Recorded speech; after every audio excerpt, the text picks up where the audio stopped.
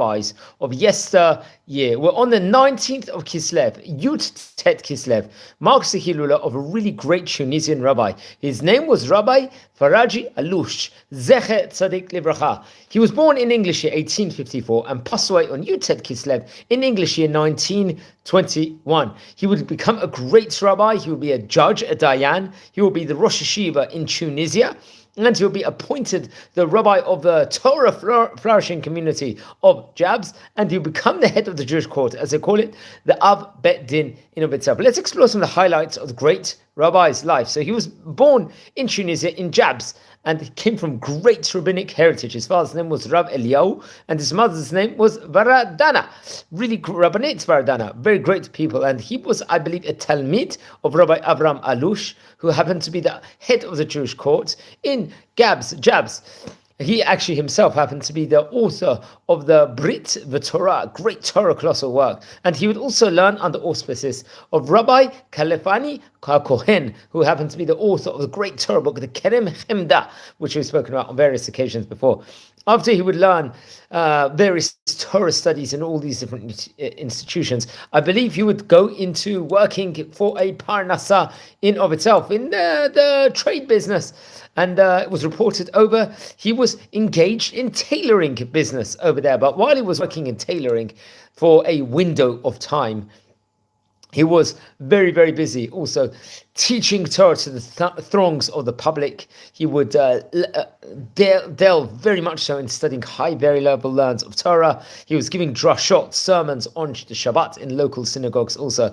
After Rabbi David HaKohen had passed away, he happened to be himself the rabbi of Gabs in of itself. He was appointed to become a judge of the city, very, very prominent position in of itself, and would become a posek halacha. He would render the halachic decisions, the Jewish law decisions over there also. And then he would actually start teaching in the yeshiva of Hacham David, of Rav David in itself. And I think come what the English year, 1903, at that stage in time, he was about to turn 50, he was appointed the head of the Jewish court in Gabs, very prominent position, because we spoke about at that point in time in all over Tunisia, there was a really rich, great Torah Jewish community in of itself. Now, he passed away on Yud Tet Kislev in the English year, 1921. So that was 103 years ago from the time of recording. He was initially buried, I believe, in Tunisia, but I believe in the English year, 1973, we're talking about 51 years ago, they brought his bones to the cemetery, the old cemetery in Be'er Sheva, it was reported open,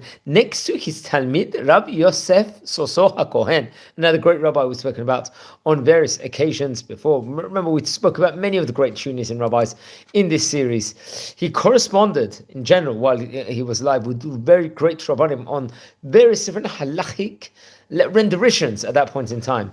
Most famously, Rabbi Israel Zeyton. He himself happened to be a really great rabbi also in Tunisia. I think he passed away also around the time here in 1921. He was the head of a Jewish court over there, and let's say the head rabbi and one of the Gedolei Adors over there in Tunisia, respectively. Another great rabbi who we actually did a video on just the last couple of weeks, Rabbi Moshe Shatrug, happened to be another great rabbi and the head of a Jewish court in Tunisia. I believe he was actually their chief rabbi till the English year 1927, from 1921 respectively, and Rab Nissim Bitan, another great rabbi. So he was in close correspondence with all these great rabbis. Who were his students? He had really great students, including the famous Rabbi Chaim Khoury, who would later on also become the, let's say, the head rabbi of Gabs in of itself, respectively. He was, let's just say, one of the outstanding Tunisian rabbis of the 20th century. Another one of his Talmidim, as we mentioned before, was Rav Yosef Soso HaKohen, who would become also the rabbi of that vicinity. He would become, I think, a deputy head of the Jewish court in Tunis, and very much, which was a very, very prominent position. Another one of his students was Rav Moshe Maimon Harishon. He happened to be the author of the Torah colossal book, the Miluim LeMoshe and Divrei Moshe.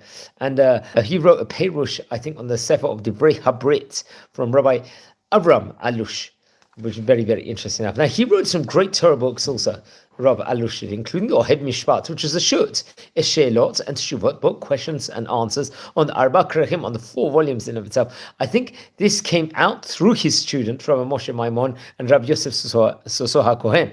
Another great Torah work of his was a Po'el Tzedek, which was a book on the book of Psalms, Tehillim, respectively. This was printed in Jerba, I believe in the Hebrew year, Hey Tafresh, Pei Vav. Then there was another great book on the Chidushim on Mesechet Beitzah, one of the tractates in of itself inside the Talmud, which I'm not so sure. At one stage in time was a manuscript form. I don't know if it was ever published officially or not. So very, very interesting. Now, so he passed away on Yud Tet Kislev, 6 days before the first day of Hanukkah. Please don't forget to light candles in his memory. He eventually would be buried in Beersheba in Israel.